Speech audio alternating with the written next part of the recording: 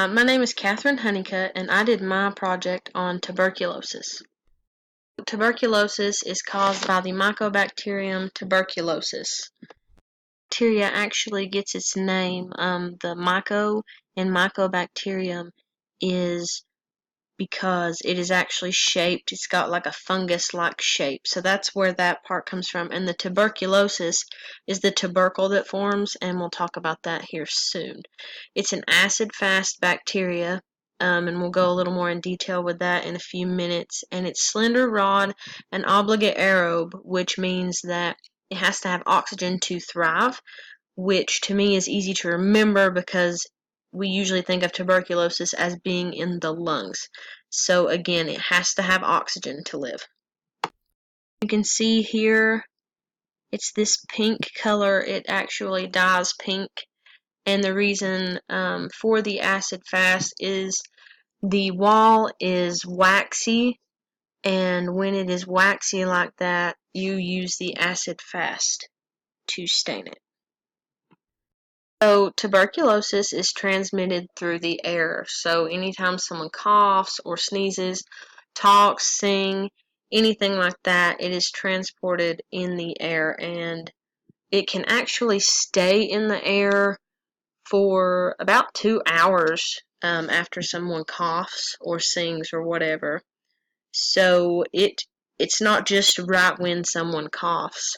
And I put on here about the airborne precautions, and for that you have to have the N95 respirator. You're going to have a private room, and you have negative air pressure, and I have a picture later on that will show what that is. But basically you have a system that filters air going to the outside of the room, but it's pulling air out of the room so that no one on the outside of the door, none of that air is going out. Like if you stick a piece of paper, that's the way we were always told to test it. If you stick a piece of paper at the door of a negative pressure room, it will actually suck it in.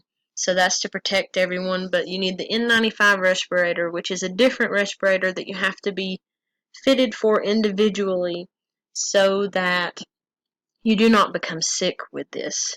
And you have to wear, of course, your gloves and your gown.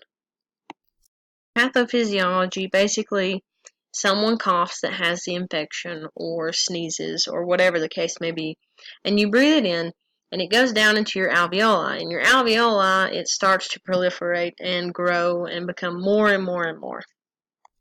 Then your macrophages start to engulf this and try to get rid of it, and a granuloma is formed. And basically, a granuloma is macrophages around live and dead bacteria.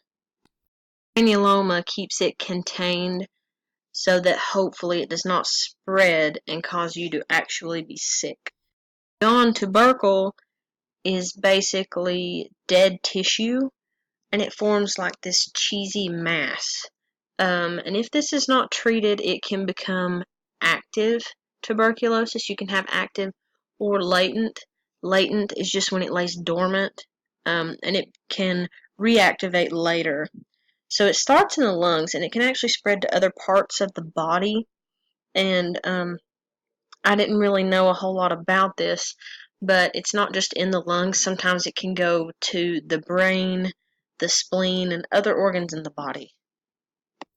I'll touch briefly on miliary TB, and that is when tuberculosis starts in the lungs, but it actually spreads to other parts of the body like I was talking about. The way the bacteria does this is it goes through the lymph system and the bloodstream and goes to different parts of the body. So this is usually in late reactivation, which means that it's laid dormant for a while and now it's coming out. So with this one, you're gonna have the low fever, you're gonna have an enlarged spleen, decreased white blood cells, and you're gonna see more densities in the lungs.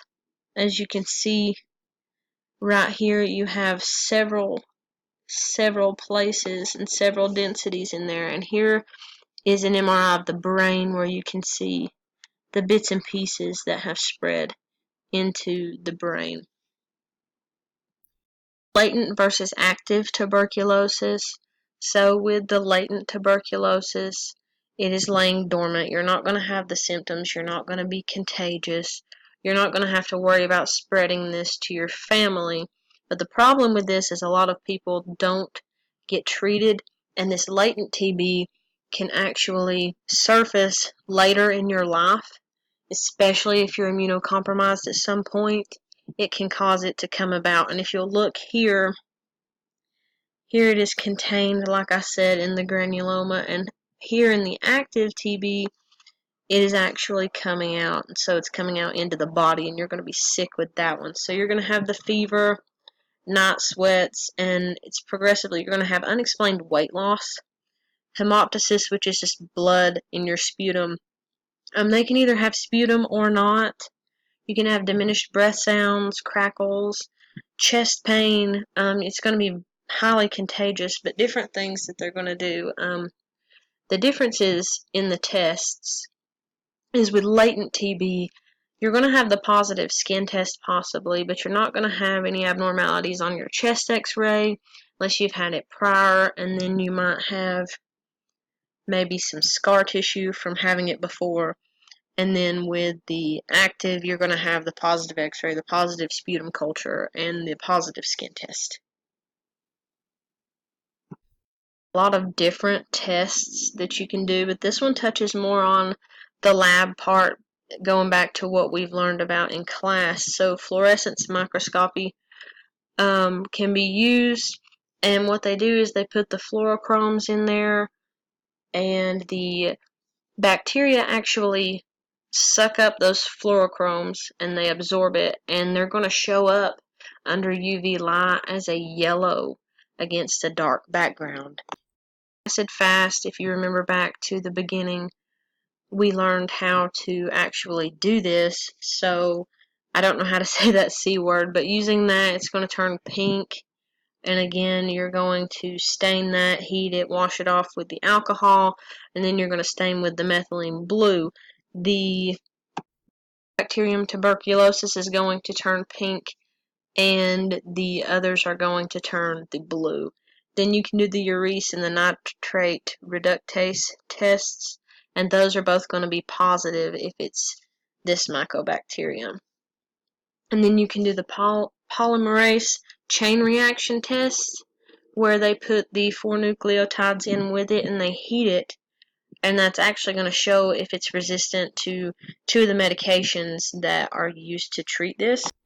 I wanted to point this one out as it is much quicker than some of the other tests that they use. And then you've got the microscopic observation drug susceptibility assay and the expert NTB RIF, and these just show the drug resistance.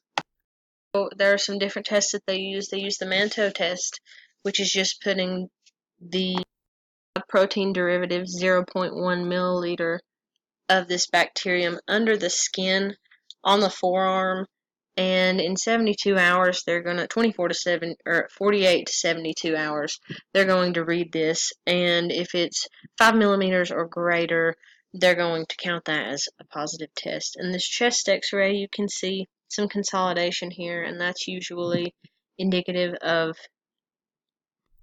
tuberculosis. And they also do a TB blood test and sputum culture. Thing with the sputum culture is it can actually take this bacteria several weeks, it's like 6 to 8 weeks, to grow enough to be in a sputum culture. Treatment for tuberculosis is kind of crazy. You have to do a combination of INH, this is for active, INH, rifampin, vitamin B6, pyrazinamide, and ethambutol for 8 weeks. And the pyrazinamide is especially for dormant bacteria. It's pretty much the only one they can use for that. And then they move on to 4 to 7 months of INH with another medication. And in 2 to 3 weeks, they are actually not considered contagious. So to worry so much with spreading this around after that time period.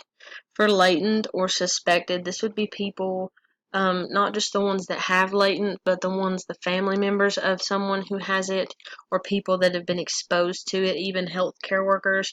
They're put on INH for 12 months. And this is also for people with a positive skin test and x-ray, and foreign-born people and institutionalized people that have been exposed to it. This bacteria, there can be drug-resistant strains. Some of them are the multi-drug, which is resistant to the medications that we talked about on the past slide. It can be acquired from having past treatments, and now this one's not working anymore. It can be extensively drug resistant, which is usually seen in people with HIV. So are put on things like the aminoglycosides, fluoroquinolones, and the others listed here.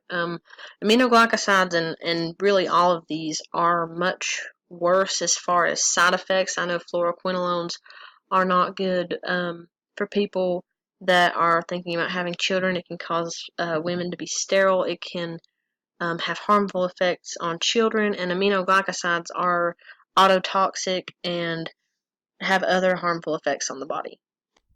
This is a pretty shocking statistic that I found in our book.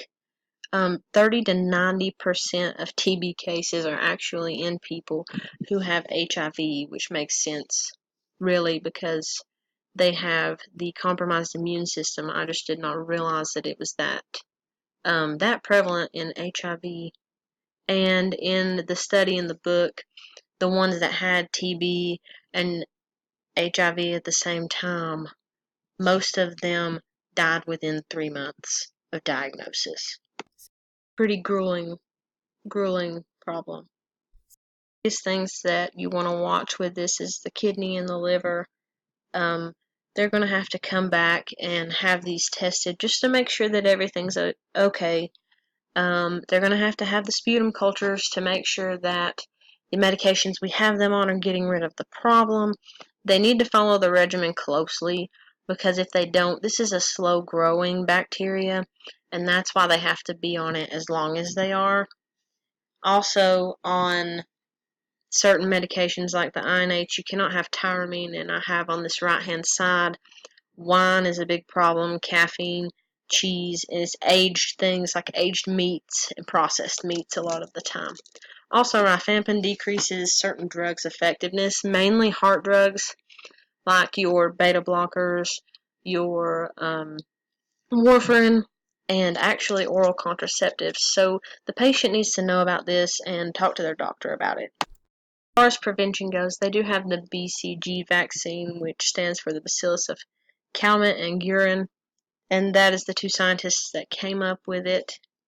It is a strain of the Mycobacterium bovis, which is the cattle, and before pasteurized milk, it was spread to people through the milk or through food. This vaccine is not really used universally, and mainly that's because the only ones really that it seems to help are really young children that end up getting this vaccine, and it is not recommended for older people because it is not proven to help anything, and actually it can cause children with HIV to die from getting this vaccine. So not used very much. And here's the picture of the negative pressure room for you to see.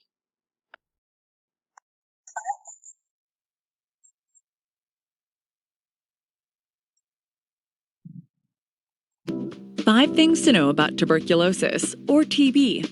1. Anyone can get TB. TB bacteria are spread through the air when a person with TB disease coughs, speaks, or sings. 2. TB is not a disease of the past. CDC estimates up to 13 million people in the United States have latent TB infection. People with latent TB infection do not have symptoms and cannot spread TB bacteria to others. However, without treatment, 5 to 10% of people with latent TB infection will develop TB disease at some point in their lives. For some people, the risk is much higher. 3. TB can happen anywhere. TB cases are found in all 50 states. 4. Treating latent TB infection is effective and can prevent the development of TB disease. 5. It's important. If you are at high risk. And so that's the end of my presentation. The main thing that I learned, and I guess that I want to be the takeaway, is that tuberculosis is still out there, and there actually is a reason that healthcare workers have to be tested, and it is because you can have latent TB and it can cause you and others to be very sick.